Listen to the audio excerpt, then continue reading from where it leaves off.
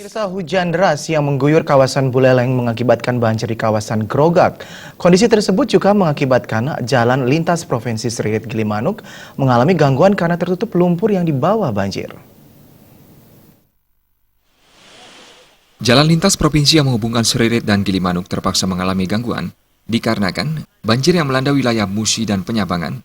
Air sungai yang menganyutkan lumpur, batu kecil hingga potongan kayu mengalir deras dari selatan hingga merendam badan jalan Seririt Gilimanuk. Akibat kejadian ini, arus kendaraan dari kedua jalur sempat terganggu dan ketinggian lumpur sekitar 30 cm. Khawatir akan banjir yang bertambah besar, warga mengungsi ke rumah kerabatnya yang lebih aman. Warga panik dikarenakan hujan deras dan aliran air sungai semakin bertambah tinggi.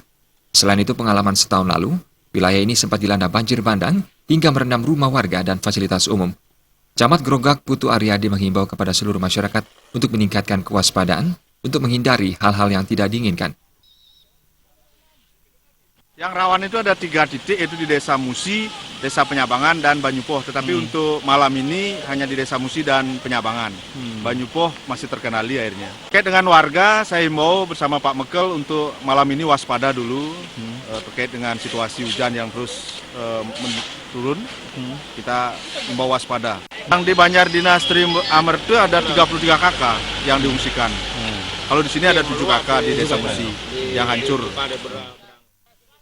Sementara itu hingga pukul 9 malam kemarin, petugas dari BPBD Buleleng terus membersihkan lumpur yang berada di badan jalan dibantu kepolisian sektor Grogak dan pemadam kebakaran. Akibat kejadian tersebut, antrian panjang kendaraan pun tak terelakkan yang mencapai 1 km. Komang Yuda balik.